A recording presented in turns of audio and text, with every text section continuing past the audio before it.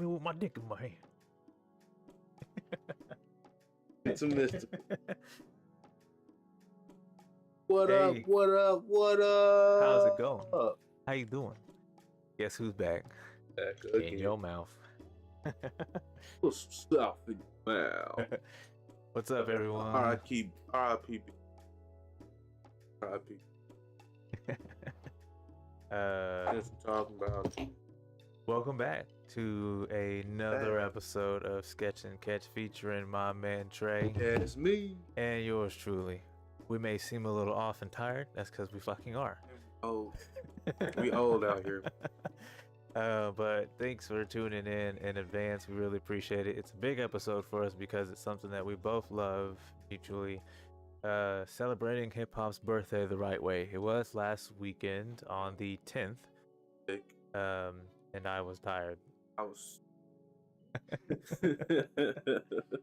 sick, me tired. We both sick and tired. But yeah, we're gonna do it the right way, which is together on this show. So I gotta get my phone because Trae was able to think of some good topics. I couldn't think of a damn thing. This was a couple of weeks in the making, and then things happened. Never really got to it, but yeah, be on the topic of hip hop, and I came up with a couple of review here. See what kind of stories we can make of it on this episode. Really dig hip hop. It's kind of a life form take on if you're really into it, way deeper than the sound that you heard, and that's touch base on and out there something, guys. Your audio's dropping. I'm just gonna turn the gain up so it can hear you because I know you're pushing through it. Yeah, sorry. Okay, yeah, that's probably a lot better. Yeah. I actually noticed that on watching you. Well, and see, the last one was me. I don't know what it was about me in the episode I posted, but my audio was yours was so good. Mine was like, what was I doing? And I think it's because I had the gain down. Okay. I keep it down because I try not to get the mics to like pick up the feedback.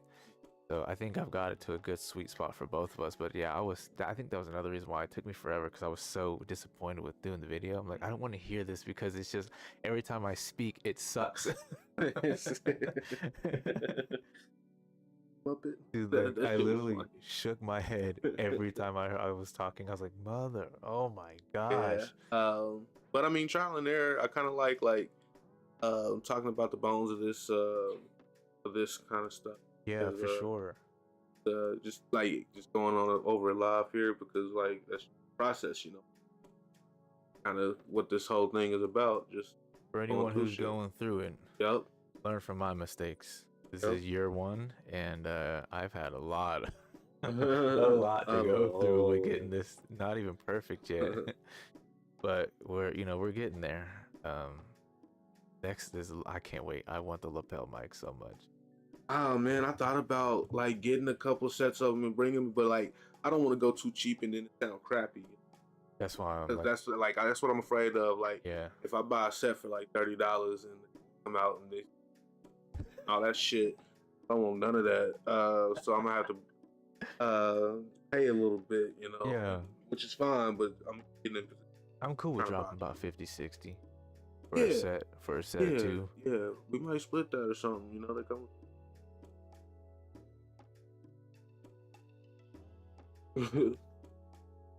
All right. See. Oh, see, we're splitting it. The process, ladies and gentlemen, the process. Yeah, I mean, I've been doing a lot of research though.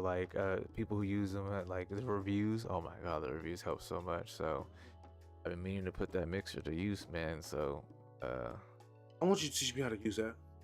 It took a bit because it took me some research to even pick that one. This one? The white one. That's an audio. Oh, yeah, that's a channel mixer. I want to just play with some of this. Oh yeah, I can set you with that too.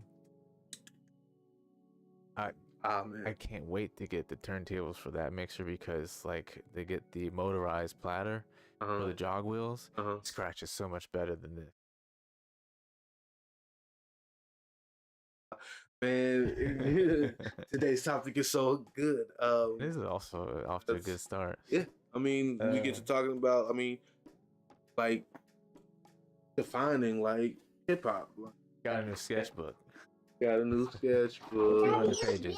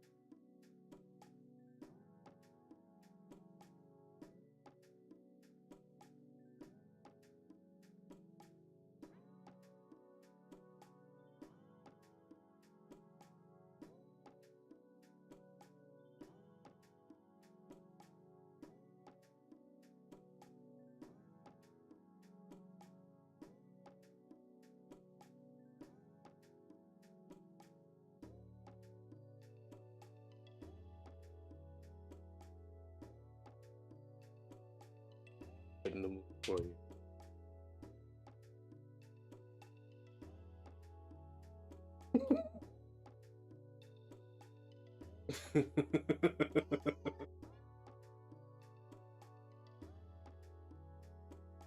Here.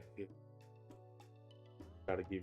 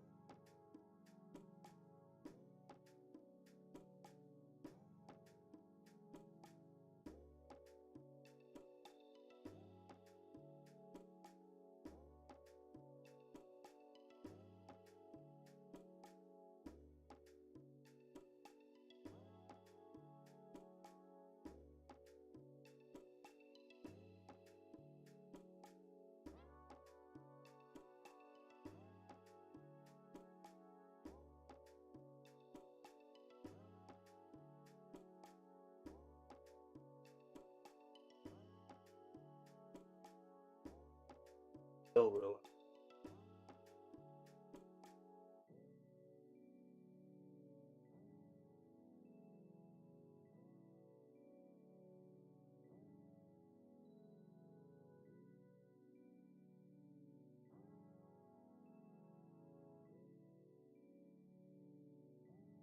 don't like, but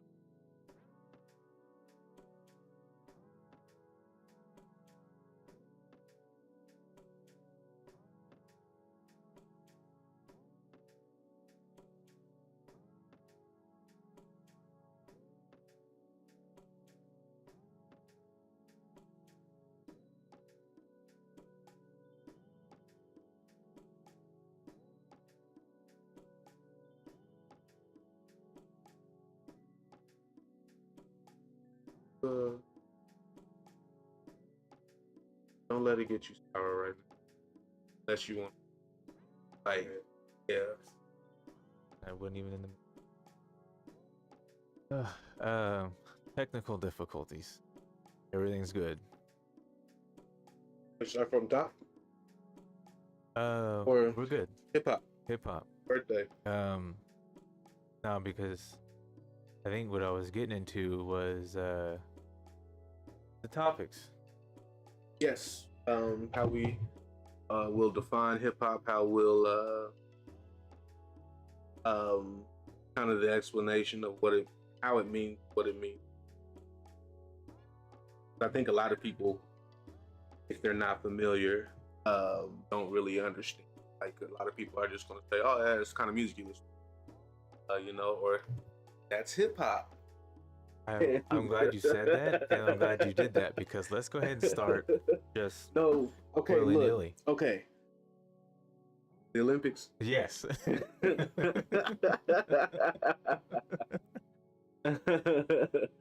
Hey, Let's talk about it. I do want to have the talk because first of all, breakdancing was my early introduction into the lifestyle and art form of hip hop. Yeah. That was my introduction, and the actually I'm gonna shout out all the familiar names and stuff that I saw as far as like judges and stuff like that. Okay. There's some real names in the breakdance. I was happy that it happened. Really?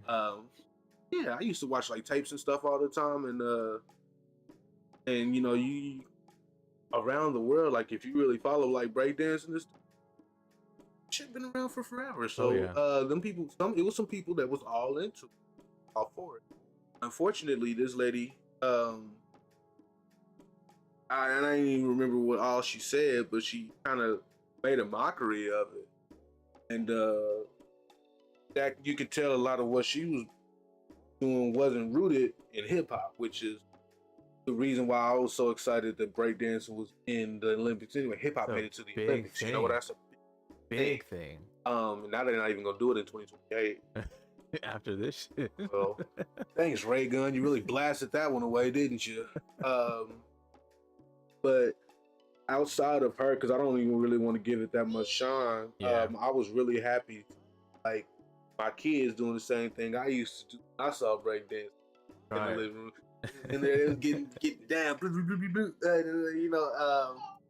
and so that was the exciting part for me. And it was on Hip Hop's birthday. I sat up and I watched some of the breakdance Olympics, and I thought that shit was because as far as I remember, that shit caught on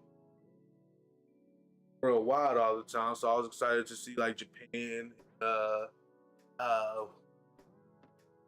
whoever, Portugal was good too. Okay. There was some people I didn't really understand too much of the judging because me and breakdancing didn't make it very far at all. But Me neither. That shit, boy. I've been disfigured about my whole life, so. But no.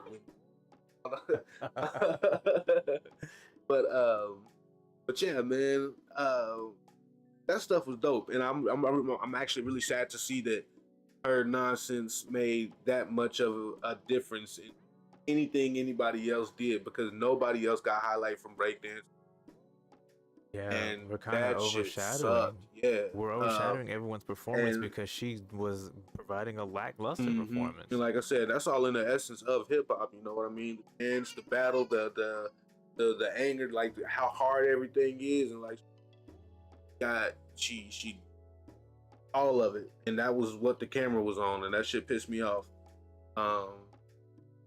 Because like I said, that shit spread around the world, the worldwide thing, and that's powerful because it came from a little spot in New York in the 70s. Man, Oh my gosh.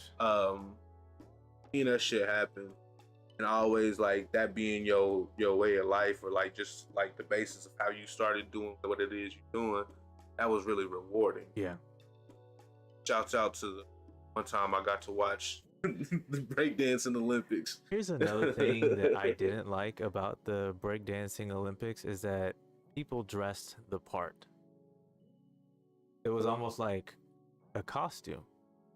They were dressing like how they did in the 80s and 90s. I was some chick, I think it was a chick, had a do-rag on. Oh, Nika. And then like the over was that Lithuania? I've put little research into seeing what I'm seeing. But like I don't know, man, like some of the outfits were just like, oh, you watched a movie and thought you could do this. No, the thing is, she was the worst one. Like when it comes to hip hop dance, bro, when I say the shit is worldwide, they may just look like that, but like once you start like getting into those dance classes and stuff like that, you kind of start to do the part. It looks crazy. Lithuania, yeah, she went on ahead and put a do-rag on because she be spinning on that, but she was cold. Yeah, she was cold. Oh, yeah. But okay, come on, man. That thin ass cloth is doing what to your head? Guarding it from rug burn when you slide your forehead up against that motherfucker. She had it right here. She has long hair. She did look like B-Rad G, I'm not gonna lie. Malibu Jam. But I mean, it looks different. Like to us, it looks different. Yeah. But I mean, that's kind of they norm over there. And I love watching it worldwide. Yeah. Like I said, it does look funny. I'm not gonna say that's real. I keep up with breakdancing every now and then, like with the outside of Red Bull, like just the small competitions that they have throughout the entire world. I haven't watched no tapes dress like that. What? They do not dress like that. They'll wear the sweats, they'll wear loose shirts, but they don't like wear like they just picked out outfits off a mannequin from the hip hop store. I always see somebody somewhere with some crazy looking shit on that's like, oh no, I've seen people do it in jeans. They've been wearing baggy ass jeans and shit, right? You know, fitted jeans. It kind of depends on what you want to do. I guess you can dress however you want, but I mean that's what sometimes it looks funny though. It just does. I mean, she had the Ray-Gun had the Kango. She had the button-up shirt. No, she was from down under. The Kango is essential. No, but you don't wear it like this. Yes, you do, because that's hip hop. That she check it. Look, when she laid on the floor and folded the toe touches. So that's an actual move, but the way she did it, she had actual moves, but she didn't. Before she studied actual moves. How about that? She did a little bit of homework and thought that was gonna be enough to do anything. Is it just me, or do I like picture her making a sound when she does that, like woo? Oh yeah, this is it. Gotcha. Nice move. Yeah, landed it. Check it. Oh, almost twisted my foot. Exactly. Wedgie. I don't know, man. That was something else, man. I feel like she did. I feel like she ruined it, man. But I guess only get about that much chance anyway. Yeah. But boy. you know, so that's some... so yeah. So how? I mean, what was your breakdancing time like? Start there. See, and then here's why I can't really give Ray-Gun shit, because she went out there and did it. I don't have right now. I don't have the physical. Don't have the physical capacity to do. Well, I do a little more, but you know. Here's the thing. I don't roll around on the ground like that right now. Here's why I won't give her credit. Because an Olympic ballerina can learn breakdance in 2 years. Yeah. Think that, you know what I mean? She was?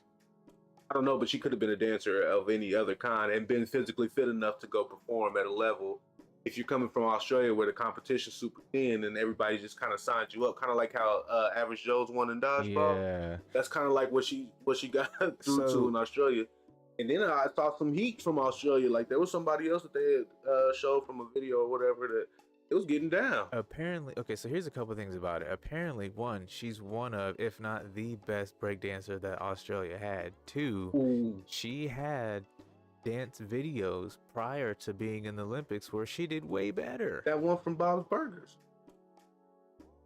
Step and 2 and 3 and 4 and now you are hip hop.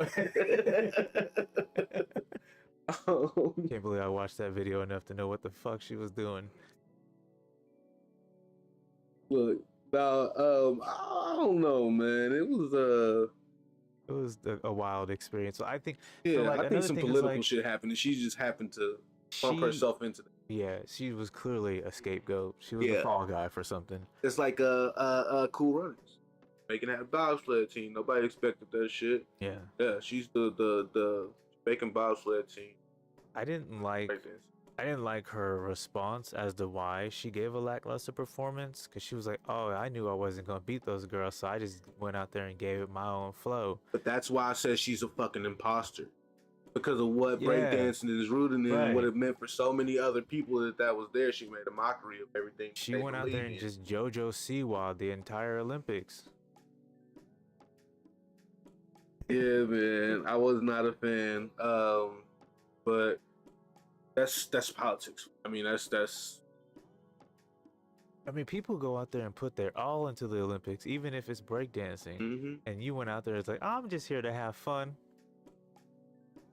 You keep your ass at your local performances and tournaments if that's the case. And then I saw apparently there was a video where that had her final audition for the Olympics, and it was the same performance. That's what I'm saying. You can tell, like, there was no sauce there. I couldn't put my finger on it. It's like nothing's hidden. It's like doing these things, but nothing's like you don't get. But that's hip hop. That's gonna be the cue for this whole podcast. But like everything that she was missing. And here's another thing. The reason why breaking was every picture that she took. Yeah. No one does that no more, man.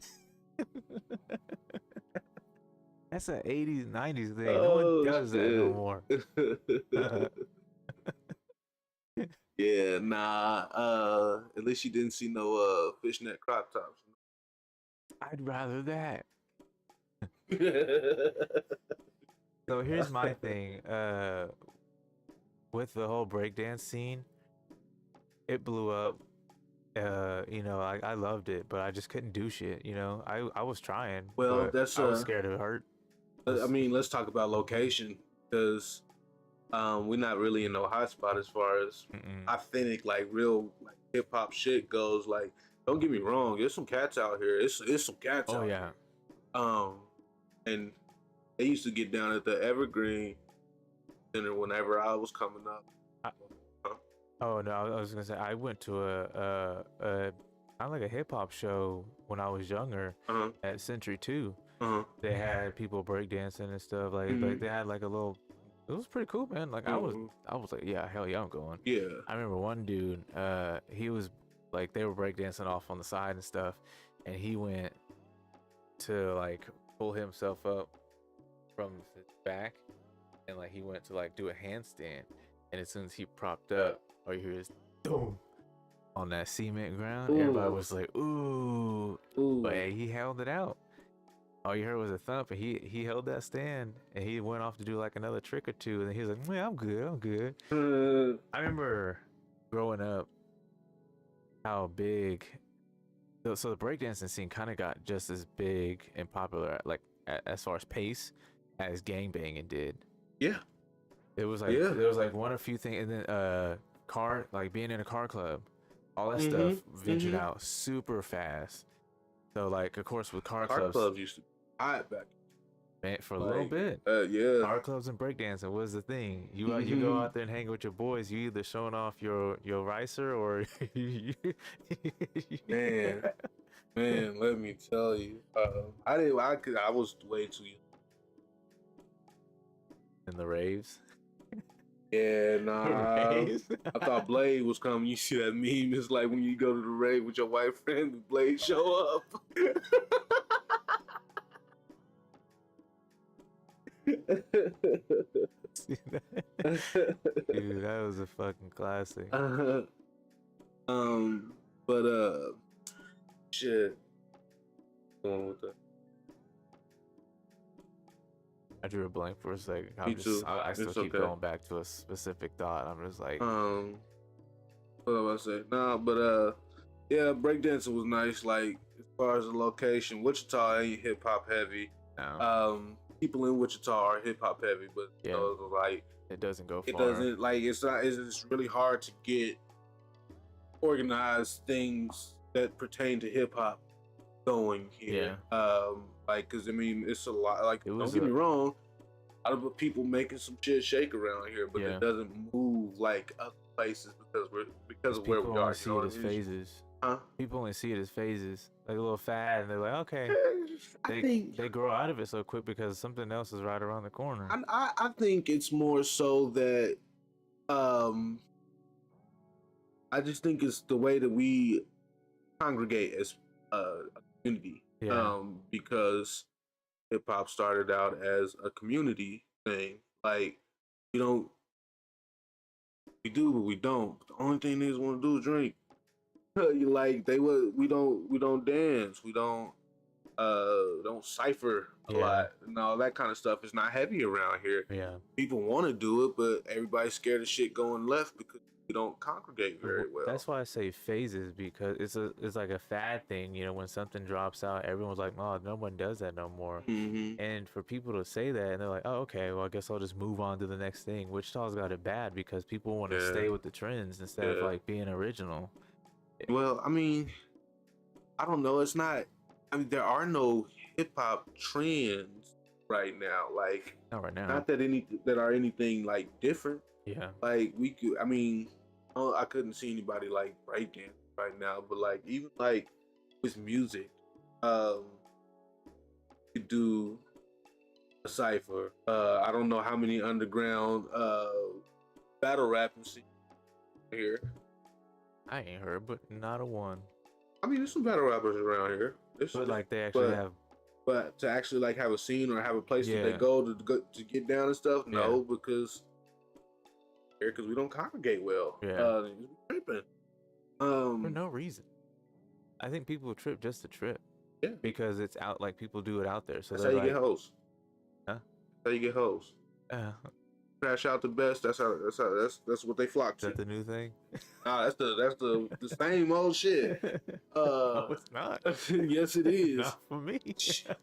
I ain't had to trip nobody. Crash out right now if you want to. I had a mini one. Huh? I had a mini one. Nah, you gotta crash. That's what I'm saying. You can't have no mini one. All right. Hey, that's why. There. Go ahead and reach and get that for me.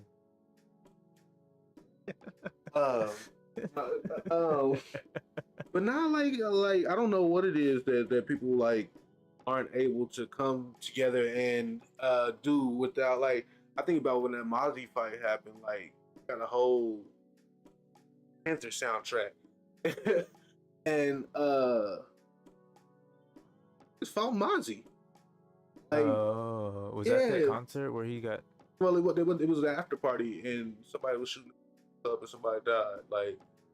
It's like I think that's the same situation, but it's like when you hear stuff like that, you don't want to do stuff that pertains to the lifestyle of hip hop because someone's always ruining it. Yeah. Because people turn hip hop into a gang thing, or just a street or hood thing. It's not really the. So misunderstood. Yeah.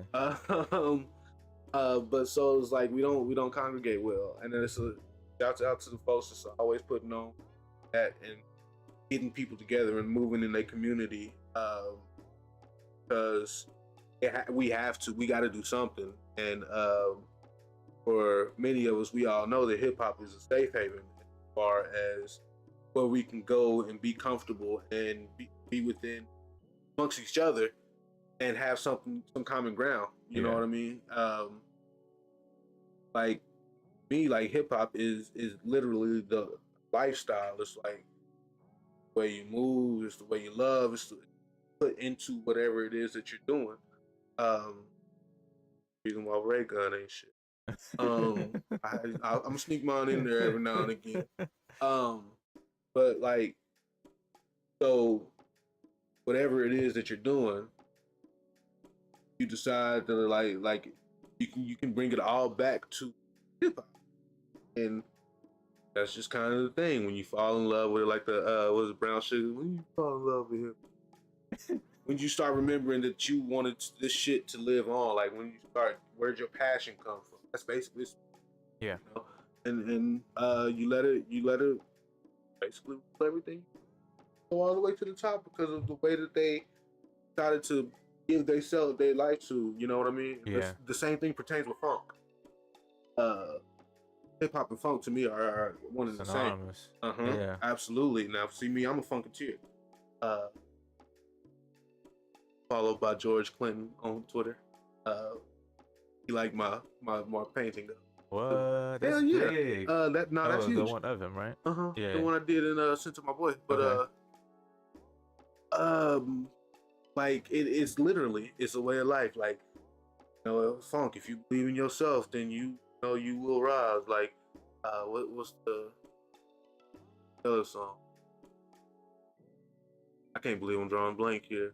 Ooh, someone ain't hip hop. Oh, shut up. I knew I had to rise above it all or drown in my own shit. And that's what it is. It's like, that's hip hop. That's funk. That's funk. That's what, like, yeah, baby. Hey, Uncle Boosie is still a legend. Yeah. But like the same thing pertains. Is like you believe in yourself when you like funk is self love.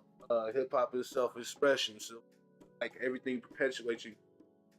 Just do and be the best you can. Yeah. And you can't really deny that if you. A lot of people do. They don't really realize it. They don't really look at it like that. But that's your backing. You know, that's your backing. And if it flows back into community, that's how you right. Are they right in one little hood building, and then boom. I love that, man. I love that. That's what we got as far as brown folk, you know. I mean, no, it's not all we got, but that's I mean, we got everything. It's just been relabeled pretty much. But I mean, that's the one that stayed like purest form. You can't duplicate. You can't from it. Why it don't work for everybody. That's my favorite part. That's it. Okay. So let's start with the categories here. Do you rep an element of hip hop? That's a loaded question. That you created. No. Well, I created the question because I wanted to talk about it.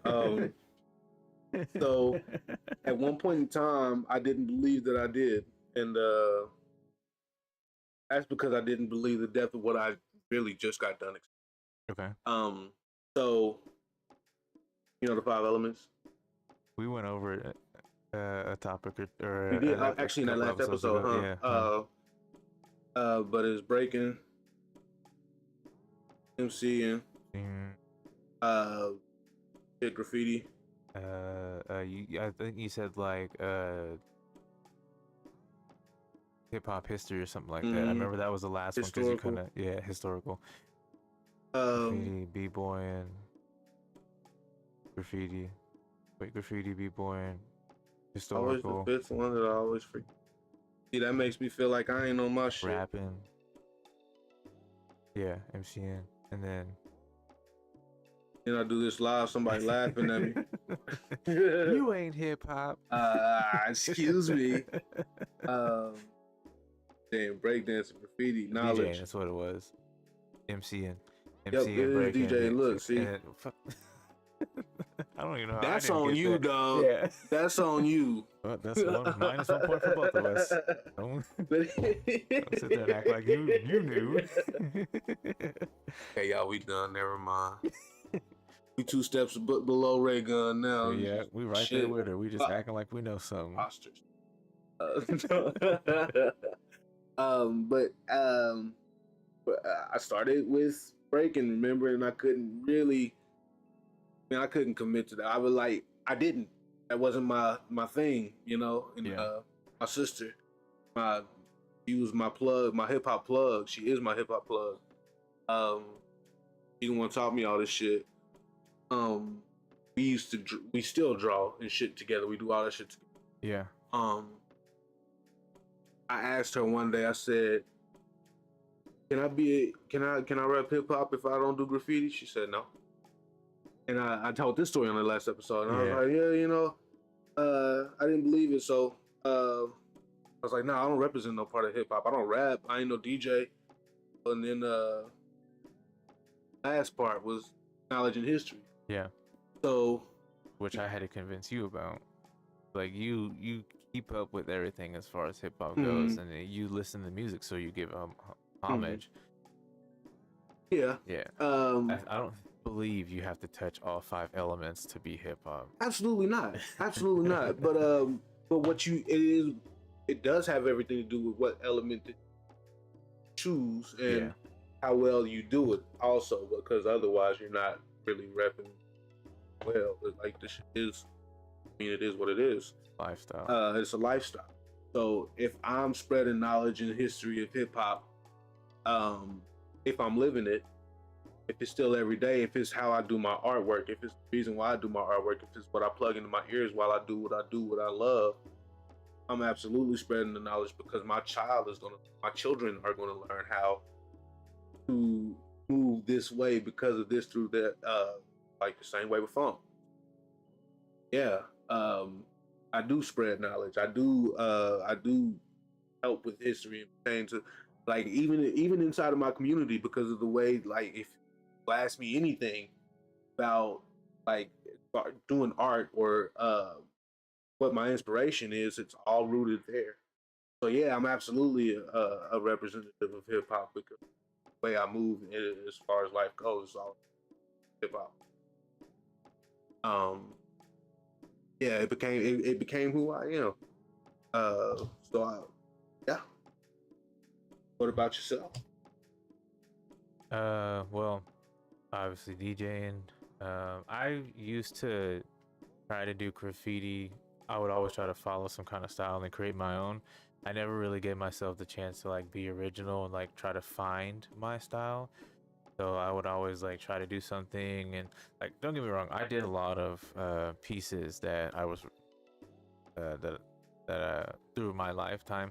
A few of them that I was very proud of. Other ones I was like, it doesn't look the way I want it to, therefore I'm just gonna give up. But no, I would. I don't know why, but for some reason I always tried to hold that aspect of my artistic interests. I wanted to hold near and dear to me for some reason. I tried to get into breakdancing. Like for the first 12 years of my life, we had an apartment that we lived in, and there was no room to practice. And I'm a linky guy, and of course you're always scared to break something. So like, I didn't want that fear of breaking something in the house or breaking something on me, and then there's no money to repair anything. Yeah, being afraid to be in trouble is actually kind of it's kind of that's not hip hop. That's not hip hop. But I tell you what, my daddy was gonna be on my ass, postman. And also, having a dad is not hip hop. I mean, it is, but it ain't. But it is. Because honestly, no, like for real, if I was a bad kid, I would have been and had some spray paint and some markers and shit in my hand, like going and doing shit. Man. because I have to. For like, I went and got up a little bit for the little bit that I do as far as like art. Yeah. Period. Um, so don't get me wrong, but no, I'm to the level that it's done now. No, I would never. I wouldn't have made it. I mean, because I would have been. I probably would have went to jail. Yeah. Sure. And I couldn't go to jail. My daddy would whoop my ass. You know, my daddy would my ass. Sneak out in the middle of the night. I was just too afraid to be in trouble. That too. Being out the house that late at night would have been something that would have just been the very bitter end of my life. I did not want to live the streets at 11, 12, 13. Like there was no reason for me to be out there. I was like, no. But yeah, that wasn't really, and that's like also like accessibility. Like Kansas hip hop is not New York hip hop. But hip hop is hip hop. Don't get me wrong, but yeah, you don't have access like that. So one interesting thing is when I used to look at tapes all the time, BD tapes. Yeah, tell different regions and stuff about what about how their texts and stuff are. Yeah. Different accessibilities are going to drive different styles. Yeah. And so everything, it can't really be the same. So I think that's a cool way of looking at it. As far as it's spreading worldwide, same thing with breakdance, feelings, different emotions. Trying to get back into it. Yeah, it's gonna drive like different feelings and stuff. I dig that. Really monitor it, and people really love doing this stuff, keeping it alive. So that's a huge part of being oriented as this person. But someone's got to be able to tell the stories. Everyone wants to live them, but who's gonna tell them? I don't want to live. I can't go to jail, Daddy. I can't go.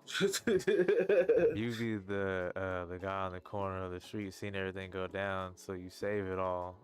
You're like indirectly a part of it. World Star. No, I remember when Puna and them had a break off, and Shuck, a friend of JoJo who lost, pulled a gun out because they was repping they said. This was all before gangs. It popped off. Yeah, we lost Lil Toe. We lost Lil Toe, not Big Toe. We lost Lil Toe. I'm not about to play with you. I mean, but that sound like the way right over there. Right over there. And the street behind us. You know, if it's the linoleum slab down on the floor, don't go over there. Tell them what's going on. You remember what happened down the corner? I remember. Hey.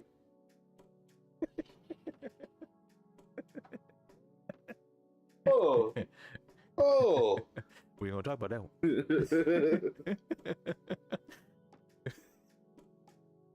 Why did we turn into that?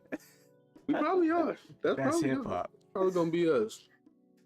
No, but yeah. So absolutely, So that's represent. Yeah, I try to stay up with the hip hop music. Like I love boom bap. I'm a huge fan. Like I love it. It sounds good every time.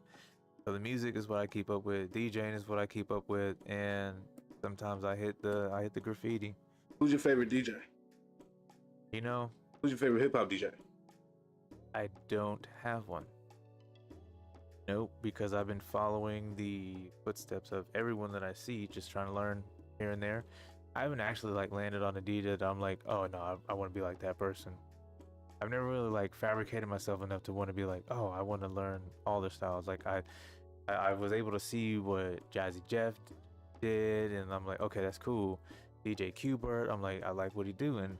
And then there was one more that I was like really into, but I don't know.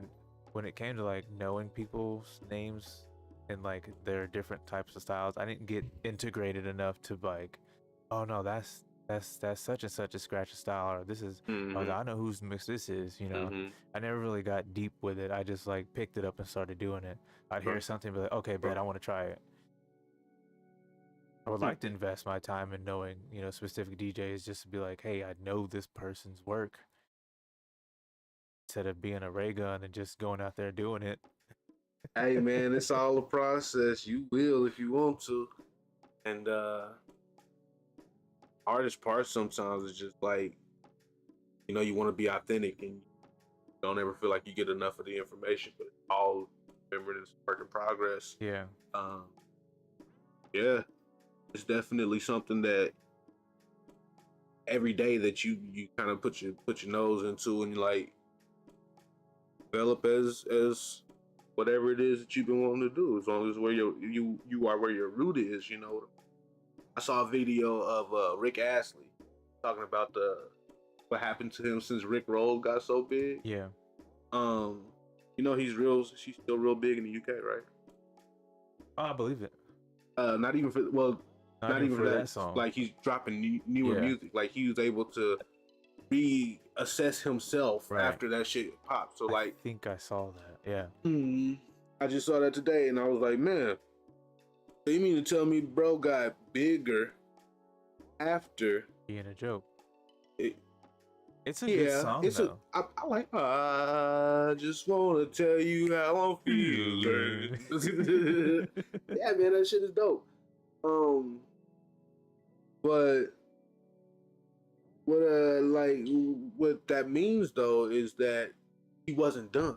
Yeah. You know what I mean? We want to get this feeling that we're done because we're speaking on it and saying that that we're credible for speaking it because we have this, but we're not done. Has he always been a European artist? And that's what I asked myself too, but I don't know because I only know that song. Right. And as far as I know, it was American. It was American, but I don't know. Maybe it wasn't. Mark Morrison is from the UK. I was like, this is a really good song. And then I started seeing it being a joke. I was like, why is it funny? Like, this song's good. I remember the song before it was a joke. Yeah. You know? That's why I was like, why is this funny? Like, this is a good song. Yeah. Like I said, though, Mark Morrison, remember Return of the Mac? He's from the UK. Is he really? See?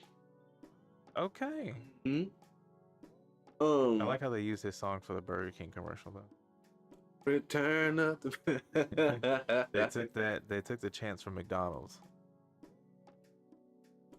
What? Big Mac. They took the chance from McDonald's. McDonald's couldn't use it. Wow. They couldn't say Return of the Mac because Big Mac never left. But like they use it as a. Oh my goodness! I'm not about to play with. But then they also used it for their macaroni thing that they had. They had that macaroni ingredient little time weird. Yeah. Yeah. Yeah. Burger King. I have a hard enough time with Chick-fil-A. I don't be eating macaroni. But yeah, I mean, like, people pop and they're basically unfinished product until. Yeah.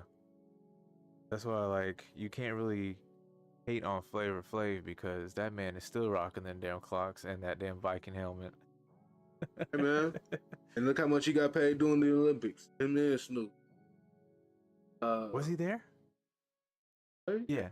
He sponsored like the women's something polo or yeah, it was something like polo. that. Water polo, yeah. He paid their whole entire thing. Yeah. So yeah, he was there. It's crazy that he must have did really well with investing. Flavor Flav was a crackhead. Yeah. Like, I don't know, like he still has money. Yeah, he still got hella money. I seen him in Vegas. Whenever I went, he was there. Just at a club. I said, that shit was cool. But no shit. Yeah, I guess so. I mean, crackheads make good investments, I guess. No, I mean, not to knock him though. I mean, but like I never really thought that he would have had no Olympic money. Was he really a? You ain't never heard about like that thing on Yo MTV Raps when back in the day when his bag of crack dropped out on the on Uh-uh. the? Okay. Yeah, that's a full. Like it wasn't You know. Coke, it was. Look, I don't know. I wasn't there, but It probably was, and people were just like, "Oh my gosh, that's the worst one." yeah, bro. The same way they did with Chappelle and What? Martin. Martin Lawrence. Yeah, Martin Lawrence. So they were trying to call Dave Chappelle a crackhead at one point in time, Of course they were. and then because he would smoke hella weed, but then they were like, "Oh no, he's a crackhead." And then they were trying to call Martin Lawrence crazy because of him running out in the middle of the street talking about they're following me, they're chasing me. Jumped on the cars and had a gun or something. I remember that. Yeah. Yeah, I mean, you know, niggas go crazy sometimes here and there.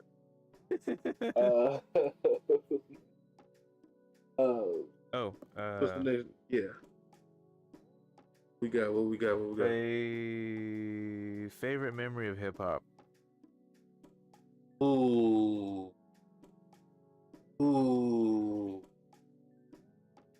Out of them. So let me ask some questions about this. Okay. Did we have to be there? I want to say no, because you know we all know how feelings work. So you can learn about something and just be so invested in it that you're like, "No, yeah, this is my shit." Yeah. Yeah. Okay.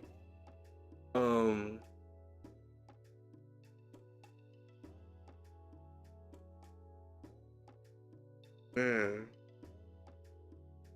my favorite memory of hip hop has to be my breaking era. I listened to so much music at that point in time. I soaked up so much shit at that point. And like this was a couple summers. I'm talking like 5th grade, 7th grade type shit. Yeah. I mean, but it was a lot. Like that's when I was listening to Run DMC a lot. African Bombada, like Ooh. that them things. I mean, he got in trouble. Oh, okay. But I was just, you know, we was going through them 15-minute songs, and we was trying to dance the whole thing. Yeah. I was understanding who Rush was and Rick Rubin and all that kind of stuff, and soaking that stuff in and remembering those songs. Hard Times, Trae, Just Like the Flu, but watch out, oh boy, don't let them catch you. It's like you know, that, and learning that at the same time Big Pimpin' was coming out. Yeah. Was pretty essential. Excuse me. Oh, was pretty essential because, like, I was an example of the longevity. Yeah, right. Oh, what you moving for? But just the longevity of how well that stuff can still hit while you're learning and developing. Everybody wants to hear new shit and all this other kind of stuff, but Right. you still soaking up this game like this is how you marinate. Yeah. So that shit was dope. Yeah. My breaking era. I learned a lot. Yeah. What about yours? Honestly, I'd have to say the same thing because like once I really got invested to breakdancing, it blew up to more things. Like exactly. I got into breakdancing because one, everyone was doing it at the time and it just looked super cool. Windmill and the flare was like my 2 favorite moves that I couldn't do. The flare, the turtle. I used to always want to try to do a turtle. Yeah. I got into being able to you know, pop and lock because that was the easiest thing. But like, there's an art to it. So instead of just being like, instead of doing this and just doing this, you know, like you really gotta like put some. Yeah. So I got into that. it went from breakdancing, watching Beat Street. I fucking fell in love with the movie. I wanted to do graffiti. I started listening to hip hop.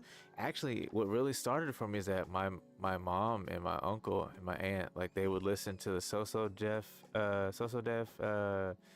Star out the mixtape one. Okay. First You told me mixtape, about that one. Yep. So like it was a purple tape with green film, and I remember I used to love hearing it. I used to ask my mom, like, "Hey, can you play it? Can you play it?"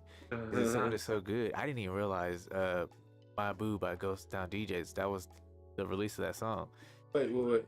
At night, I think of you. I want to be your lady, baby. Your game is. That was my shit. Been that asshole. Which is crazy because that's how I have those two songs mixed on my mix. That's how it works though. Like, Yeah. you know what I mean? That full circle thing. And then like so you remember how Mystical kind of had like a little like music group that kind of like didn't really like, to me it didn't really solidify. I think it was Mystical. You remember Silk the Shocker? Yeah, No Limit. So No Limit. TRU? Okay. So like I don't know why, but like he stood out of the entire group. Who, Mystical? No, Silk the Shocker? Yeah. Because the motherfucker rapped off beat. You know what's crazy? I had to go back and listen to him because I was like, I don't know why I liked him so much, but Everybody did. likes Silk the Shocker though. Really? Silk the Shocker. Okay. As a kid, I didn't know why. I was just like, let me play this song. I like it. And so like it went from breaking to graffiti, Beat Street, and then you know what was really cool to me was watching Volcano High. Shit, man. Oh my goodness. Did we talk about Volcano High on here before? Okay. Yeah. That was my shit. Dude, if I find a copy, I'm buying it. I was so in love with that movie. Yep. That shit was so cool. I used to want to watch it so much. I remember having the DVD of it too. I don't know what happened to it, but like, I remember having it. Got it from Suncoast. Classic. Right next to the Playboys. No, I'm so serious. I remember looking. I was that like, was my favorite because I remember watching it. Watched it on MTV. And I was like, oh, I love this. That's you know, where I remember I was in Suncoast and I was just walking by all the movies. And, you know, you hit that line where the employees start looking at you when you're a kid. And so I'm like, oh, it's Volcano High. I grabbed it and picked it up. And I was like, turned around just like, because I was trying to figure out where I was. And right to next to me, bunnies.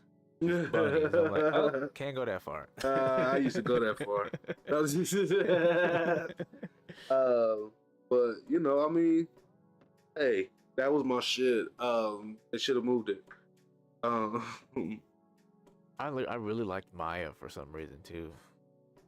For some reason, look. I don't know. Like it was Maya and Silk the Shocker at the time. I was like, I like these two people. I'm a soldier. I'm keep out. No, once they say about it. 1 to 2 to the 3. I ain't saying leave him, but you need to like roll with me. Maya and Silk the Shocker. That was my shit. Yeah. You ain't happy here. I look in your eyes.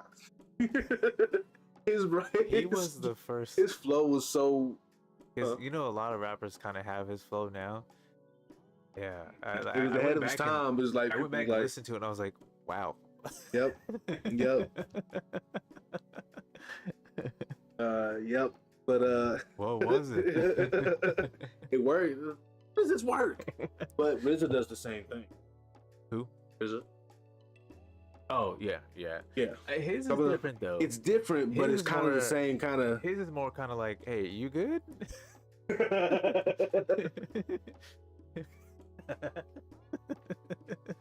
Yeah. I come into the pocket. Yeah, I'll bring a rocket. Here I'm gonna stop it. 1, 2, it's back out. And You catching it? Okay, it's like he kind of lost his train of thought for a moment, then he brought it back. Like, okay, you good. Like, if you would have put him in a cipher, you'd be like, oh, okay. All right, yeah, he got like 2 more bars, and he done. Now, see, you know, I used to want to be a rapper, so. Who didn't? Who was into hip hop? Touche. That was hip hop. wanna be a rapper. No, And then, wanna be an MC over these sucker MCs. oh Remember no, that line that everyone used? You a sucker, sucker MCs. sucker MCs is wait, I'm the king of rock. Is none higher. Sucker MCs should call me sire. What is that from? Yeah.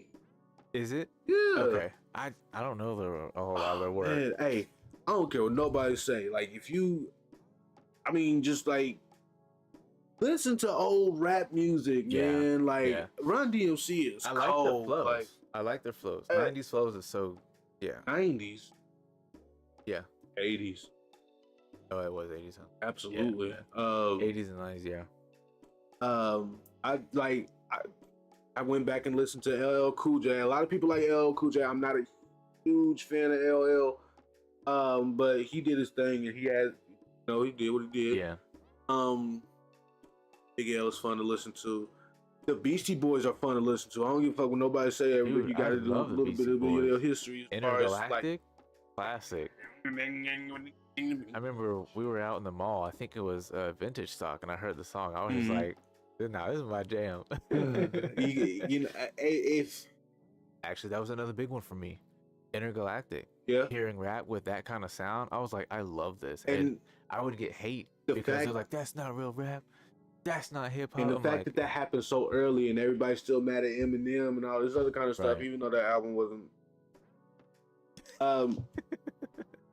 But they couldn't have been white mad at rappers Eminem have been- with Vanilla Ice. white rappers been around since rap been around, man. Rick Rubin is like, he wasn't even a rapper, but he's been such a big part of hip hop. It's like, why does Yeah. anybody's skin color matter? Because Yeah. a lot of the shit that you've seen in hip hop wouldn't happen without Rick Rubin. Right. And you know what I mean? So like, get your shit together. You know what I mean? It's just people try to lean on this whole culture thing, like, oh, it's a black thing. Like, yeah, but it's supposed to be for everybody The to most enjoy. toxic part about the culture is the fact that everybody wants to define what it means to represent the Yeah. culture. Like, stop it. Right. Like, you're not black if you don't do, man. Okay, stop. Yeah. Like you ain't black, so you don't know the culture. You don't know our struggle. It's so easy to listen and learn and read, to do the research, to know the struggle. but a lot of people who would be it still like, ain't the same because then you look like Ray Gun. No, because that's Ray Gun. But there's people who like Rick Rubin. He understands it. Is he gonna sit there and play like But he might not necessarily researched it. That's just the kind of person. But for his type of research, know what I he mean? was able to like That hear was it his through interest. everyone. That was yeah. you know what I mean? And yeah, so some people, I mean, people do like you're not gonna sit up here and tell me that Eminem is never bought that into like who he was. That's who he is. That rapper version of him is who he's a musician at the end. Yeah. You're not about to say that he imposed on. I mean, you know what I mean? You don't learn to be that skilled of a rapper. You don't get into those places without being there for a long time. Here's what people don't remember for some reason. He's from 8 Mile. I don't know shit about it. He's a trailer park boy. Mhm. Like in the area that he grew up in. Mm-hmm. And he came Was from not- Missouri too, so I'm you go from Yeah. Missouri to a trailer park Right. in 'Cause he Michigan. was Michigan, right? Detroit. So yeah, you go from Missouri to Detroit, and you live in the trailer parks, and like the life that he lived, and the people that he hung out with, like that's his group, that's his peoples. And so you're trying to sit there and be like, oh no, you biting off hip hop, you don't know. It's like he lived amongst the people. He struggled. His struggle was also their struggle. Like everyone kind of struggled in his area. So part of rap, part of hip hop is struggle and being able to turn that into lyric. Yep. I mean, a lot of people don't get it, but I mean, it's gonna be what it's gonna be, man. Like, I don't know. I can't really tease, but like I said, that's the most toxic part about the culture at all. Is like, and I know we talked about like the selective outrage. Like, Yeah. I won't say the other name, but I'll say like you got your Chris Rocks of the world. Yeah. The other name? Because we're not. No, we're not going to do that today. We're not going to do that today. But I mean, he's one of them too, though. Like everybody wants to say that they're not black enough or they don't Yeah. fit particularly. But This episode's a pass because he's part of hip hop. huh? This episode is a pass because he's part of hip hop. Okay, well, We'll speak yeah. on his hip hop. Well, Smith. okay. Yes, because Will Smith is actually an important part of hip hop. Smith, Big Smith. I got a homeboy, Big Smith.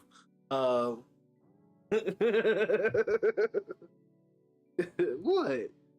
I love it. But no, for real. Yeah.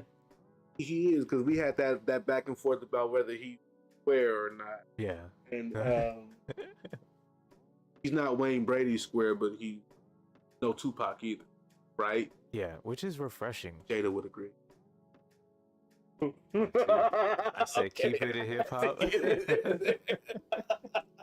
said keep it in hip hop.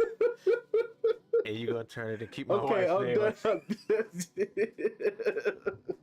There's a whole lot of Jadas out here running around nowadays. Just doesn't amount up. It's just not what I expected. Sitting right here, bitch. Bitch, I'm right here. Your hand is on my thigh.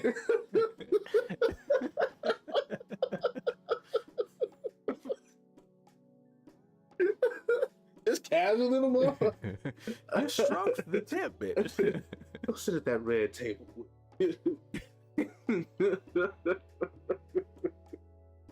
Okay. Is that much? Is the game too high? Like I keep going into the yellow. I'm acting up. No, you good. Okay, you good. Yeah. If anything, I'll. Okay. That's hip hop. We loud off in this motherfucker. But yeah, I mean, like everybody wants to call some kind of shots, and like that's why I enjoy 50 Cent always defending Eminem. I enjoy it every time. Yeah, every time. Look at what I mean. It wouldn't be no 50 Cent if it wasn't for Eminem. Yeah, because type of shit. Eminem was who him and Dre put 50 on, right? Yeah, Eminem and Dre. And I mean, I wouldn't say it wouldn't be no 50 Cent, but it wouldn't be what it was. Yeah. So yeah, he has every right to defend Eminem to whatever. Even if he does put out a crappy album, he put out crappy albums all the time. Like shit don't always hit. I mean, like he's been doing it for so long. You expect him to continue to talk about his personal life? That's just like everybody having those high expectations for best new artist is about to come out, and they're like, oh, yeah, it's supposed to be this and this and this. Kendrick Lamar's last album, J. Cole's last album. You know, everybody's been waiting on him to top Forest Hills Drive. Low key, still doing a really good job, but everybody's low key waiting on him to top 14. Yeah, but we kind of that's kind of toxic too. Yeah, we kind of bleeding them guys dry, like from an artist perspective. Just listening to the whole album. Everyone ain't gonna hit and putting that pressure. Hey, when you dropping again? When you dropping again? Your last 3 albums was fire. You ain't got that better than this. Like you can't. Hey, Future did this 3 times last year. Where you at? You didn't fulfill my dopamine habits. Actually, I've actually found a huge appreciation last. Really? Absolutely. First off, Future's always been Dungeon Family. Can't go against Dungeon Family as far as selecting an artist. I'm sorry. Dungeon Family? Yeah. What is that? You don't know who the Dungeon Family is? No. You know who Goody Mob is? Yeah. Oh, okay. That's the Dungeon Family. Oh, okay. You know who Organized Noise is? Ooh, that's a trick question because they changed their name. They're all the same. For the most part. You know who Rico Wade is? I don't know Rico Wade. I've heard of Organized Noise. Was that CeeLo Green? CeeLo Green is like, but that's the Dungeon Family. Okay. That's Outkast. That's Killer Mike. That's Future. That's Rico Wade. That's like. Where was Future's hand in that? Future was Rico Wade was a producer. Future is his nephew. Okay. So I mean, like it's not my type of music, but I never doubted it. You know what I mean? Okay. But just kind of what he's doing is kind of like I can do it. I don't listen to him like I said. It's not my cup of tea. I can't believe you ain't gonna let me put. Oh my gosh! I do not like your voice. I don't get lit like that no more. Like, you know what I mean? I'm not on that level a lot. So it's like I don't really have a lot of reason. But I fuck with it. I feel like every time he raps like that, he's like inhaling while he raps, so he's like losing air. And I did like I like the way that he his flow and stuff on the "We Don't Trust You, Still Don't Trust You." I don't necessarily like I said, it's not necessarily always my cup of tea, but like just as far as like the artist perspective, I'm appreciating. Sensational. That man was talking about what, cheesecake? What else we got on topic?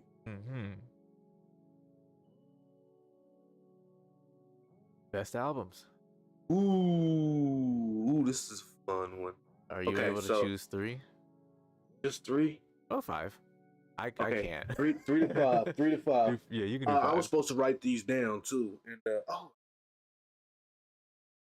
the ones with the fellas I was telling you. I gotta send them a message to see if they. You have to check in with them. Now they supposed to be sending me some kind of template because I don't know what the topic is. Oh shit! I don't necessarily want to go off the rip. Yeah. What? You would do fine. I'm sure I would, but yeah. Do you do better? I don't know. 5-piece, huh? Do you do better? I don't know. I'm more so. It depends on what's going on. If I need to slow down and just relax, yeah. But if it's a Thursday and things are going, I'm. When are they streaming? Huh? When are they streaming? Thursday. Oh, okay. But normally you're I have to go in sober. Huh?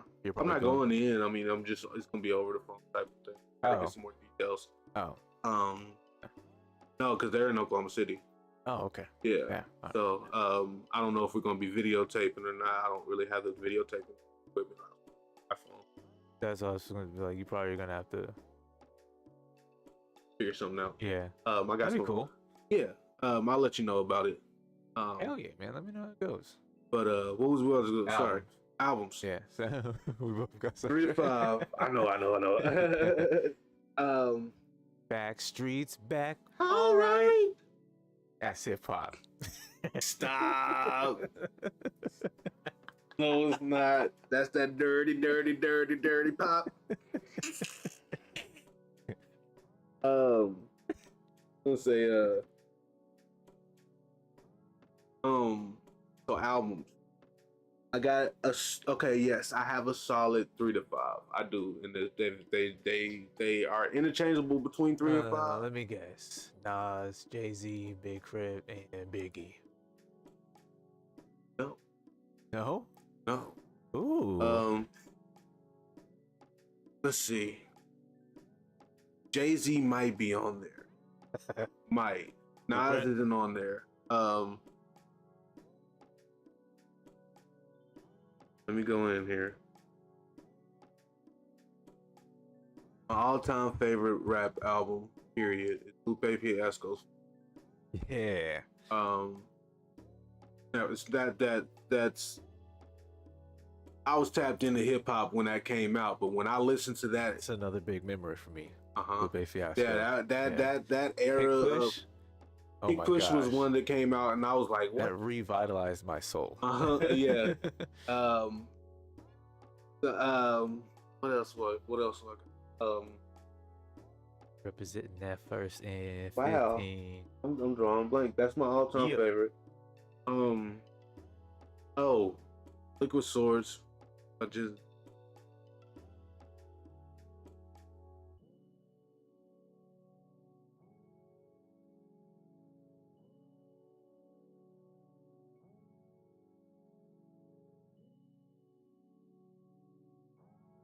I think I'm right there with you. Kind of upset about this because I just got on my homies thing talking about my top 5. If I gotta go off the top of my head, I will say "In Search Of" by Nerd. Okay.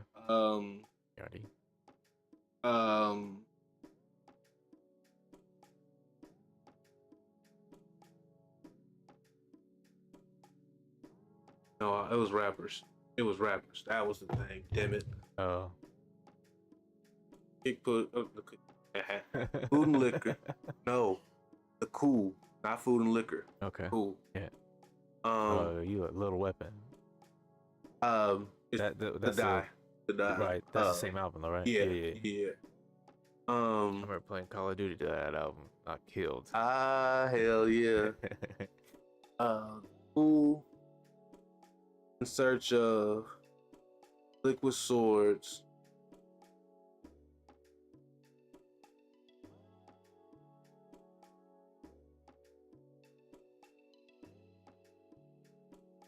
Want to put the blueprint on it? It's not a cop out. No, because honestly, people of our era usually put it on there. That's because for me it was another door. It was a door Yeah. open similar to the cool. Yeah. But before Yeah. So I mean, yeah, I'll put it on there just because of and I'm a Jay-Z fan. I'm not gonna sit up here and be like, he's not my GOAT anymore, and I'm not gonna put up any arguments about his status as far as an artist. But if you don't respect how good he is at all, then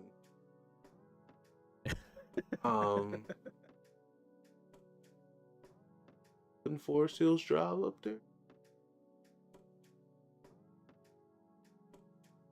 I'll put. It's interchangeable. I got a few of them I know on there, but that was a Rocky 5. That's why we're going into this next one a little bit more. Yeah.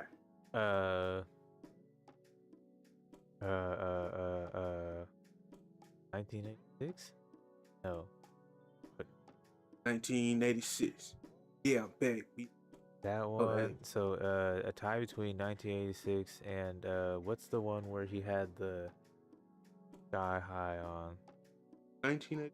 What? Whose album is 1980? Big Crit. Sky High. Yeah, it's Sky something. I can't remember what the song Cadillac? No, that was also a really good. It was a very good album. Oh, IT. Oh, I got Return Forever. No. Yeah, man. So it's a because hey, look, you know I got that on vinyl, right? Huh? Vinyl, right? Really? Yeah.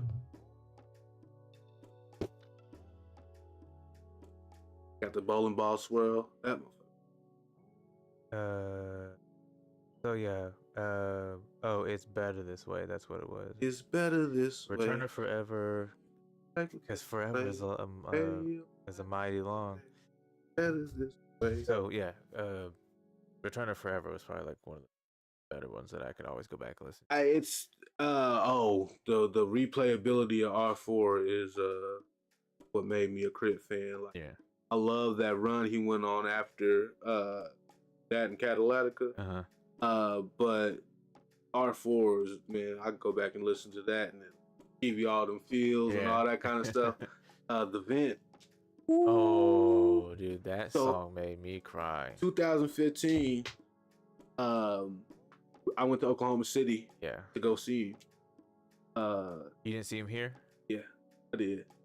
I went. I think I missed one of the concerts here and then he came back. Okay. But I went to the one at the. Yep. But I'm in Oklahoma City and different at home. But one thing I seen, like, I ain't never seen so many niggas in one room start crying. And I was like, whoa. Yeah. And this ain't even like, I mean, it is a I Miss My Dogs kind of song, but it ain't really like, it's just like, just kind of everything. Yeah. Because he touches on everything. Yep. And the reason why that song hit me because I heard it when I was in Texas, but it really started to hit heavy after I lost my brother. I would hear that song and I was just like, oh, hey, you can't play that like thinking about nope, don't you're gonna be that shit'll be on repeat. And I'm telling you, Doug, like I said, I seen some G tears that night and I was just like, I didn't cry. I did like I had the wells in my eye. It'll Don't get get me to you. wrong. Shit, Especially being around other people who are hurt. bro, he his DJ booth Cadillac, man, and he was up there and shit so fire. Wow. It was like because he underground, he don't do, and that's what I love. Like it's those kind of small instruments. Like it might have been, Yeah. Yeah. That was probably more than 200, but man, it was a good turnout.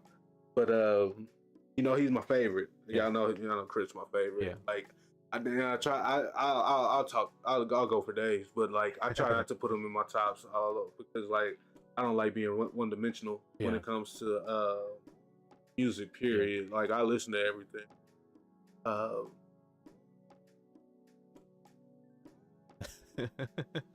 Yeah, what a road trip like going, you know what I mean? Listen to all their work. Hey, you have to be motherfucking. Oh no, somebody, you gotta put out a goddamn library of music. Switch the tone up, switch the voice up, or something. I have like rarely been able to go through albums with rappers. I usually just handpick songs out of their albums. Big Sean's album was a really good one too. Which one? Trae 2? I believe so. Why am I sitting here forgetting? Like I can't put Kush and Orange Juice on number 1. That's your favorite album? Oh my goodness! Back to back. 2010 was a really good summer. Look, we never lost our way. Oh, Dark Sky Paradise. That was a good one. You know what? No, I really rocked with Hall of Fame and Detroit. Like I was a big Sean fan for a little bit. A lot of people sleep on Big Sean because he got overshadowed. And unfortunately, I mean, he's and right now it's kind of hard, but fun rap. Yeah, you know what I mean. Yeah. I'm okay with Big Sean because it's fun and rap. His flow and lyrics. I think miss when rap was like. What was Chris Brown's album that came out? I didn't listen to his album cover was a drawing that he did, I believe. Fame was cool. Exclusive was alright. Oh, Boy in Detention. It was pretty good. Yeah, it was alright.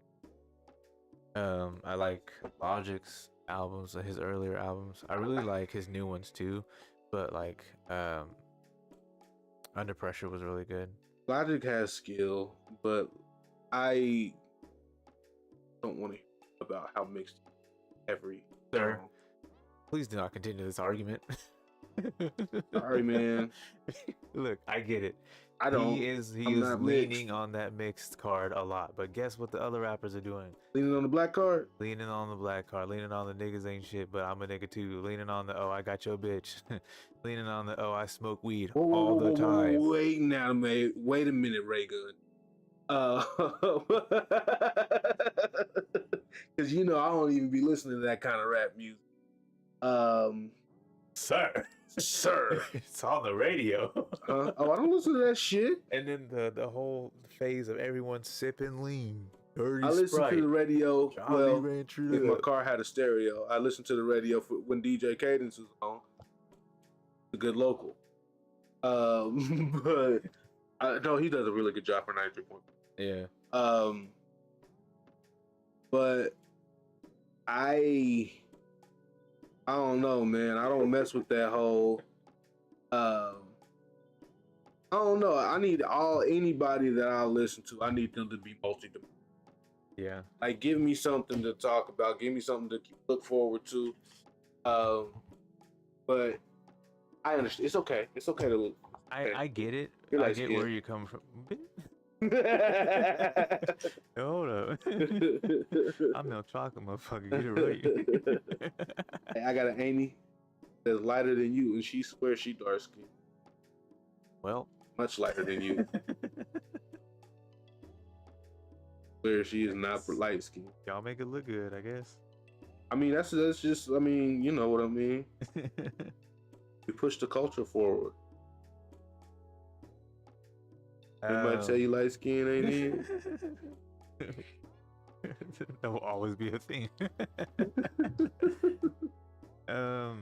But yeah, no, I rarely was able to actually sit through a whole album.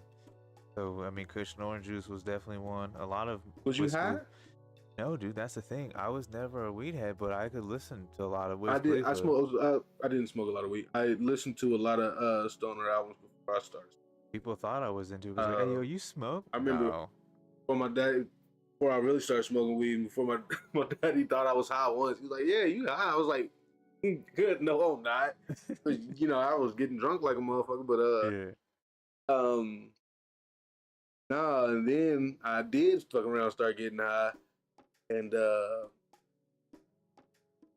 it was a bit of a different story. But nah, he thought I was high one time, and I smoked at that point. I thought that was really funny. But yeah, I was always listening to that kind of stuff. The Chronic is up there on one my favorites because of I mean, just that what a time to be alive, right? You fuck with the Chronic? Who's that again? People are always talking about the Chronic album. I forget who it is.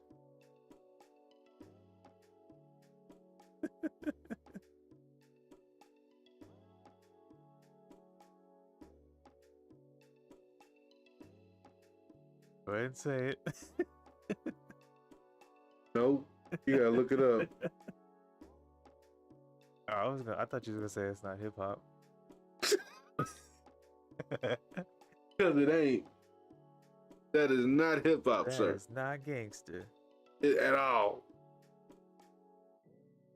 Creeping on the back street on D's. I got clock, niggas want okay. these. Okay. With a Tech 9 trying to take mine. You want to make noise, make noise. That one kind of cut me deep, Shrek. With a verse like that, I see why I don't know it. Want to make noise, make noise. Lean down, sweet cherry. I can't believe it right now. Dr. Dre. Dude, he was before my time. No, he wasn't. Yes, he was. We was born in the same. No, he wasn't. Fuck, I forgot you weren't my age. Yeah. Okay, I guess I'll give you 30? Yeah. Okay. So I didn't have no business listening to. You didn't have no business. By then, he was overshadowed by everybody else. I forget about like. Dog. Yeah. Make me feel old, why don't you? Like, did you really miss that whole era? Like, yes, man. Okay, so I'm gonna go back a couple steps on as far as another one of my favorite moments. I mean, like memories of hip hop is like West Coast Takeover. First of all, I wasn't even West Coast Takeover. But that was when Snoop had made his big announcement on stage of the Hip Hop Awards. I'm talking about before that. The West Coast Takeover was when NWA dropped. Oh yeah. So like I was like that's late '80s. I wasn't born. Yeah. But that's another one of my favorite moments too. Just watching Straight Outta Compton. How you know if you don't know what the Chronic album is, Mike?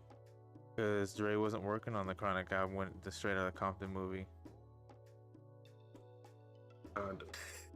he had the Chronic billboard. According to the character, he was driving his Lambo around and getting arrested. Yeah, when he got arrested, when he was driving that Lamborghini around, that's when he was working on it. That's the billboard for the Chronic. That's the billboard. Oh, okay. That was the album cover. Oh, because he did point it out in the movie, right? Yeah.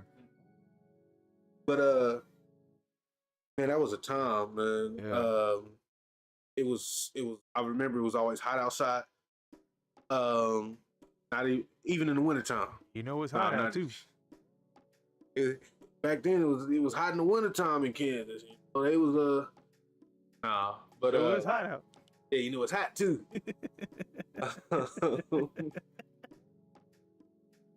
But it was fun.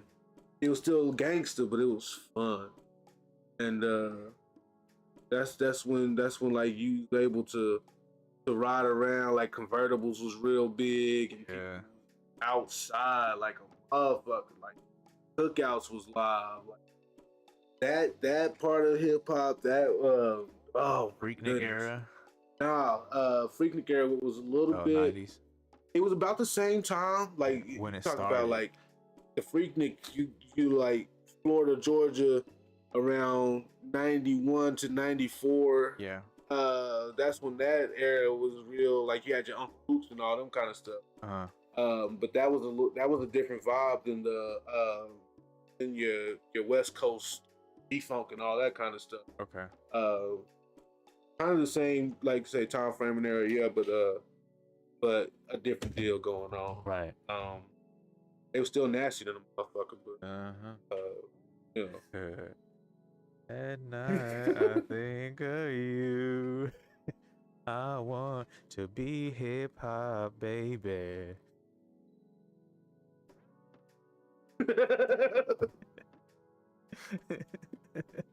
Man, that shit will not get old. Yeah, man. Also, Dr. Dre heavily samples George Clinton, Parliament. Oh yeah. Funkadelic. Okay. So full circle.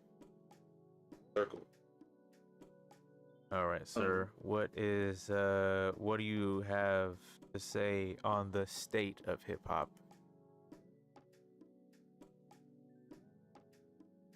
State of hip hop address. Man. We the black delegation.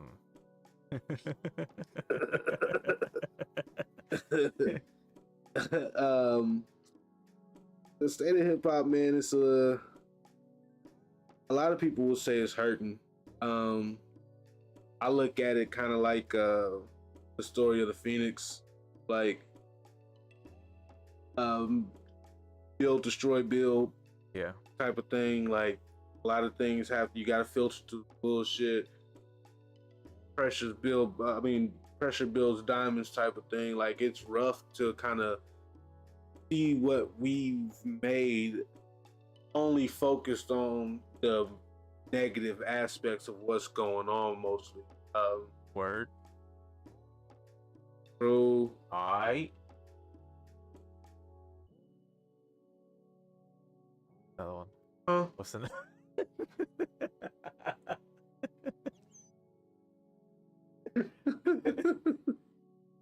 Heard. That's what they say in restaurants, right? Heard. Word. Word.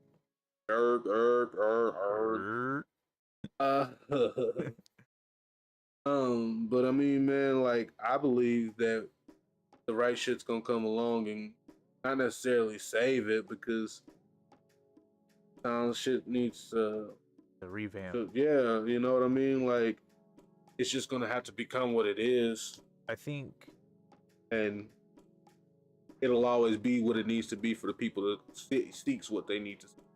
Right. Okay. We can't forget that as like regular like hip hop heads. If you're looking for it, you know what I mean? Like you gotta seek and find. That's the thing about that. I think for me, state of hip hop, just like you're saying, the old heads to say that it's a decline all they want, but it's just different now. Like hip hop was now when you think of hip hop, it was an era, because it's embedded in history. It's what's, it was a big part of. Ain't no era. Can't agree with you there. Okay.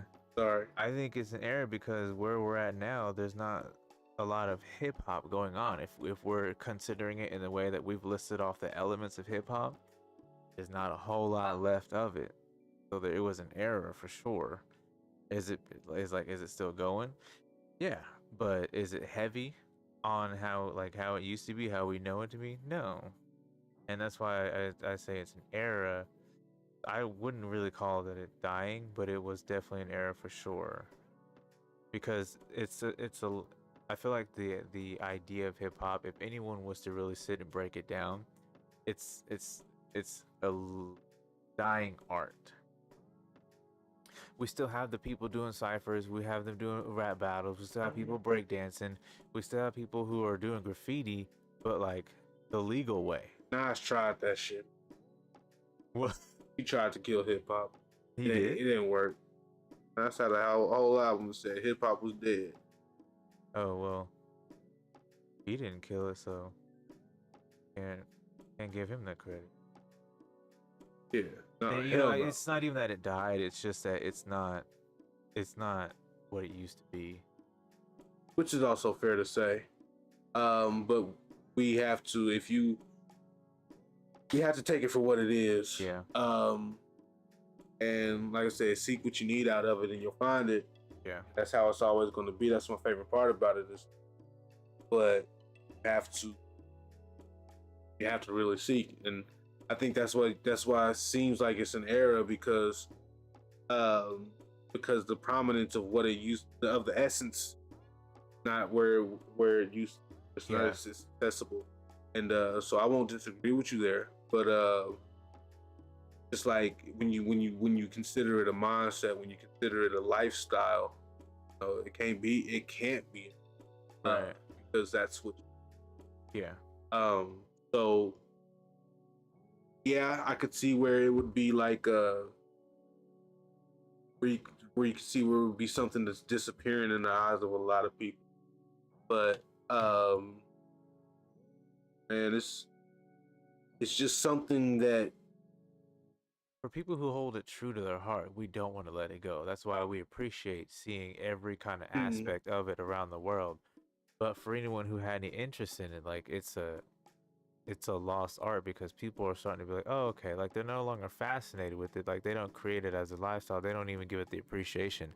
They're like, oh, you breakdance? That's cool. What move do you do? Oh, you graffiti? Isn't that illegal? Oh, you listen to old hip hop? Why don't you like the new stuff? Oh, you rap? Are you any good? it's new hip hop that come out. This hip hop, you know what I mean? Like you gotta look for it. Like a whole bunch of OGs that dropped albums just last year, you know. But I don't know. I mean, I guess you could say that it's a struggle at this point in time to really put a finger on what the real state of it is. Yeah. Because I guess like you could say like it's almost like some Jedi shit. You know what I mean? Can't really find no Jedis. Yeah. And that's kind of what it's like. Like you say, a lost art, but to the people I that think it's just the appreciation aspect. It's not, like it's so convoluted because everyone has tried to do it and they've made it seem less interesting. So like there's no real talent. It gets overshadowed by people getting their 5 minutes of fame and then be like, all right. yeah. So like it's just the appreciation is no longer there. Yeah. And so like when you get people who get these 5 minutes of fame and then you start getting all these old people, especially these old heads, are like, oh, it no longer exists. It's dead. Like Nas is trying to say hip hop is dead. It's not dead. It's just like that you gotta surround yourself around people who actually still have that appreciation. I guess if you can't do that too much. You think it's dead because you're around people who just made it convoluted. It still exists. It's just around you, it doesn't matter anymore. I think that's what it was. Is that I think with his whatever he was in his life, it stopped mattering because it wasn't what it used to be. Which is why I feel like a lot of the old heads they kind of have a sense of being like, yeah, I get what you're saying when you're like, oh no, hip hop don't exist, hip hop is dead. But you got to be around people who actually have that appreciation. So, like we have appreciation for a bunch of stuff around the country and the world where they have these museums and these memorials.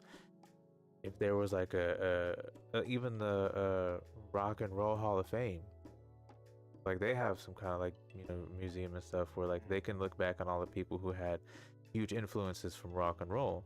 If they really had that for hip hop, you wouldn't actually believe that it's dead. You would just say that it was it was an era for sure.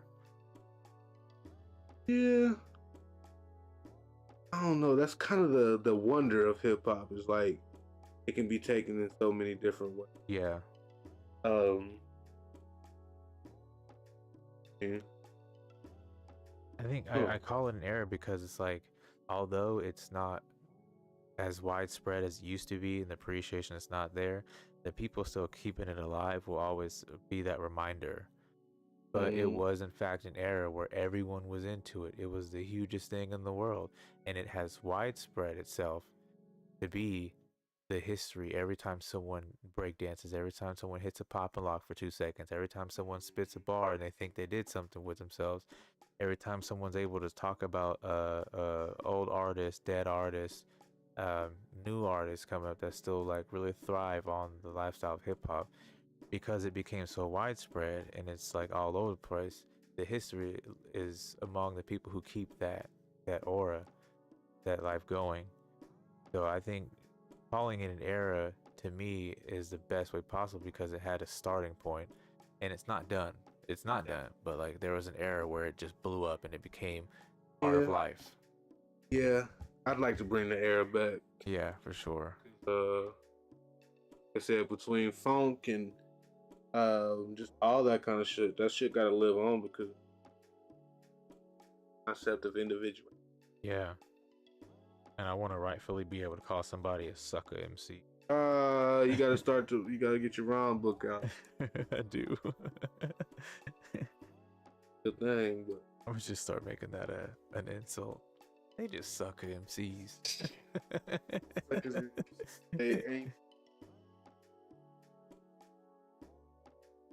But yeah, I think it'll be all right. As long as it stays out of the commercial eye. Yeah. That's one thing I can say that's really hasn't helped the look of hip hop. But like we wanted to kind of hit those kind of pinnacles and Grammys and all that kind of shit. Yeah. But we wanted too much of it. See what happens when we get to where we want to be. Yeah. Niggas want to act. But I don't know. It's going to be really interesting. I like the independence that a lot of people are going through. I think that's my thing, is like that I see it a lot differently because I listen to a lot of independent shit. Yeah. And you know, people are still like thriving. They're just thriving in different ways. Access, like I said, a lot of that shit is access, man. If you don't access the right type of things and that, you ain't really gonna get it, you know. But people are finding different ways outside of streaming to get their messages across. Yeah. So that's always a plus too. So it's evolving. And to wrap up here, your idea of what hip hop means to you. I guess we kind of touched on that already, though. Kinda, yeah. It's life, man. It's your essence. It's your passion. It's the way that you put in what you put in. If it lacks any of that, then that's how you know that your shit ain't where it's supposed to be. You know what I mean? It's everything that you want to get out of life, basically. Yeah. If you apply it the way it's meant to. So, like when you teach your kids, when you express yourself, especially, and what's on your mind when you express yourself. That's a big one. That's a big part of hip hop. It derived in like getting shit out, getting stressed out. A lot of people say like rappers are hip hop reporters. You know what I mean? They're telling what's going on in the hood. Yeah. And that's a big thing. So what's again proximity and accessibility is what's going on in your hood is what you're hearing. What you this is what you fell in love with. This is how you work it because so do it this way. Boom. That's how you know, and then it creates that ripple effect. Yeah. So it's everything that you do. It's your community. It's your access to the news. It's how you come up. Period. And I think that's one thing that's missed when it comes to hip hop. It was that outside of everything that was going on when times were tough with the creation and rise of hip hop, was being able to self-express, because as a it's not even about color, because at one point everyone that looked the part was being mistreated. But Mm-hmm. when you didn't have the way of being able to self-express, and then you're told that you've got this freedom of speech, and you try to use that freedom of speech, and then you're Yeah, getting, yeah. and then it's like there were outlets in which like you let people know that there is mistreatment going on, and you know if it's not even about the monetization or the attention. It's like, hey, this is the only way that we can get your attention, is look like and sound like a fool, so I'm gonna do it artistically. So when Mm-hmm. you're actually giving us a chance to be heard, you'll know exactly what we're talking about, what we're feeling. And so it was that rebellion through self-expression. And if you're able to stand up for what's right through self-expression by any means, whether it be artistic, political, or however it is that you need to get it out, do it. And never let the movements of phases, you know let them pass you by. Like, live what you feel. Always stand up for what's right. Always stand up for what you believe in, and never let your art die. That was Hell yeah. definitely a big respectful era, because like outside of the hooliganism that people thought rap and hip hop was, and just anything that encapsulated hip hop, they were dismissing the fact that it was their way of being able to express themselves before they did something or allowed something to happen. So Yep. going out late nights to graffiti just to kind of like let your mind, like, it's uncalcifying all those negative thoughts. It's Yep. releasing the negative in that mind and what's on your heart. You letting it out. And they're like, oh, it's vandalism for graffiti, or it's disrespect for rap lyrics. But I here's the mean, thing, it's the life that I'm living. If you put me in this cage, I'm gonna want to let someone know why I'm in here in the first place. think about graffiti, what people, what the canvas was back in the day for graffiti artists. You're trash. Yeah. You know what I mean? After all the blackouts and shit like that, and they tore Mm-hmm. everything up. Yeah. Um, that's all they was writing on. I mean, Right. what else was you gonna do And with they it? wanted it to look good. So if you're gonna trash the neighborhood, at least they gotta have something to look at. Mm-hmm. So, that's how graffiti, kind of got going. I mean, so sure, but finish it up. You know what I mean? And that I remember Or seeing something about that too. that's the language of the unheard. You know Yeah. what I mean? Just that's what we gonna put. And a lot of the people that were That's why doing I know shit's graffiti, gonna survive, man. It started in the yeah, worst times that we're in now. yeah. And a lot of people that were doing graffiti were young. They didn't get the chance to be able to voice their opinion. A lot of people were silent. So how do you put your voice out there? Instead Shit. of speak it, you let people see it. Yep. And instead of being a rambunctious, nuisance to the community, you express it through art. You do give them color. You gave them a sight to see. They were manipulated to believe that what they were seeing was bad or ugly or had no taste. And fools, they started battling through graffiti. Yeah. That was dope. Going over each other's shit, Yeah. banging and stuff. That's kind of cool to me.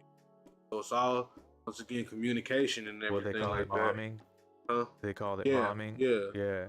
So it's all about like the way you move and stuff like that, and out. So I mean, it's a fun deal, man. It's a very motivating thing too. So that's what I love about it, man. It's always constant motion. It's Yeah. constant just staying on top of things, being aware, and that's life, baby. That's what we live in. I gotta find a way to start getting my art more of a more of that. My favorite piece that I did pertaining to it was tying that Gil Scott Heron to the new generation. Yeah. Familiar with the one I'm talking about? Yep. With the glasses. Yeah. So I put George Floyd and Breonna Taylor in that because the original one had like kind of scenes from the civil rights marches and stuff like that inside. Oh, So okay. the same thing that he was kind of talking about, I brought the scope back up here, but like that in its own is way of that's hip hop right there. That's communication. That's hip hop. The show is. And Gil shouts out to the late Gil Scott Heron because he's one of the people that really got rapping kind of like going like that. Like a lot of people don't really give him credit for what he did, but like he was out there really spitting and really sending that message on the early notes. His samples go all the way out through up until all the way through some of the best hip hop from Talib Kweli, Kanye West, everybody sampling. Or they all sample Gil Scott Heron at some point. Yeah, dig it. We'll keep on going. Yours looks cool. Thanks. I wanted to kind of tap into that real and I gotta tell you, when I tell people like I don't do graffiti, like this is kind of shit that reminds me I of would. like the Even with what graffiti's out there, I would have very much enjoyed seeing what you do because I like being able to see. Like, first of all, I like being able to know what I'm reading. uh-huh. And a lot of people, like, I feel like they did super twisted up lettering and everything just to be. It was like a troll. I So like the legibility part of it too. Yeah. And that was one of my big struggles. Was making it graffiti as far and making it, I didn't get it. Like it was one thing that I could really say as far as like art goes. Like I really wasn't. Not like a bad way. I love graffiti, but Yeah, I'll be able to read it. Yeah, it's just not for me. Just like stuff to do. Yeah. Yeah, it's not for me to do. Yeah, you ready to show? Let's do it. Wait, are you done? Kinda. Finish. You know me, like my style is always I'm gonna try to put that real type of puffy feeling on. You make it pop. Yeah, that's kind of the way 3D did that to me. Like I did portraits like that before I went to school. Yeah. Going to school for 3D is kind of like now I really want to see if I can get those edges. It's really good. Huh? It's really good. I've been trying to keep with doing that, but got my old flat art. Time and patience. Time and patience.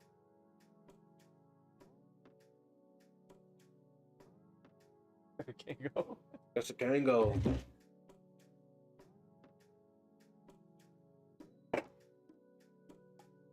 Oh, another successful episode of Catch.